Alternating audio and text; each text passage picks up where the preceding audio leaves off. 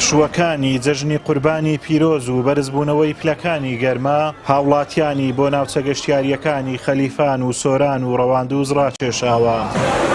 هاوڵاتیان هاتوون لە ناوچە گەشتیاریەکان بۆ تاوێک پشوو بدەن و لە گەرمای تاقەت پروچێنی شار دوور بکەونەوە. لە شاری هەولێر هاتوینە بۆ خەلیفانێ بەڕاستی زۆر گەرمە سەر ڕۆژەی زۆر گەرمە.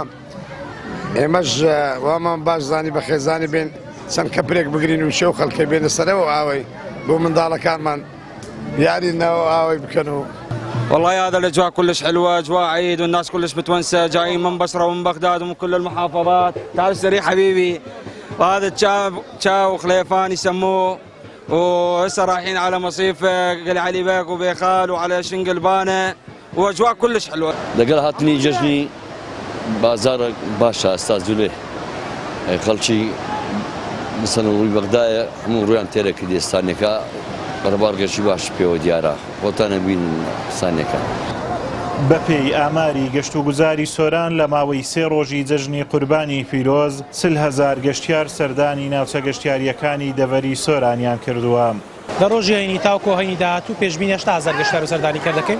تەنها دوێنێ 20,000 گەشتیار هاتووە. ئەو ڕۆژ پێشبینی دەکەین 20,000 گەشتە بێ.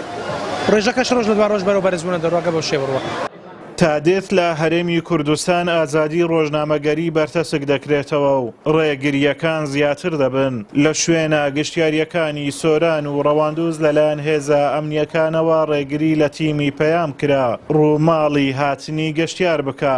سەرەتا لە هاوینە هەواری گەلی عەلیبەگ لە قەزای سۆران ڕێگری لە پەیامنێری پەیام کرا ڕووماڵی هاتنی گەشتیار بکات. دواتریش لە هاوینە هەواری بێخاڵ بە هەمان شێوە بۆ ماوەیەک ڕێگری لە تیمی پەیام کرا وێنەی ناوچەکە بگرێ بە بیانووی ئەوەی پێویستە مۆڵەت وەربگرن ئەو کات دەتوانن راپۆرت بکەن.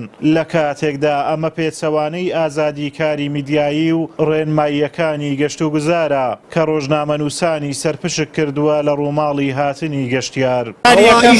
ئیشی گەشت و گوزاری نیە، ئەمە دەستگا مدیرێ من نیە گەشت و گوزار. گەشت و گوزار ڕێگەی بە ئەلان دابێتە شوێنی گەشتیاری کاچی ئەمە دەستگا ئەمە بە ئیشێ خۆش هەموو جارێ لە من بپرسی ئەم ناناسی ئەمن ڕۆژ زەحمەت قەپاتکە فەرموو کەسێک کە ڕۆژنامەنووس بوو قەپاتکە فەرموو قەپاتکە فەرموو موافقە نییە ئەگەر ئەمە لە موافقەی ئەوەی ناکرد.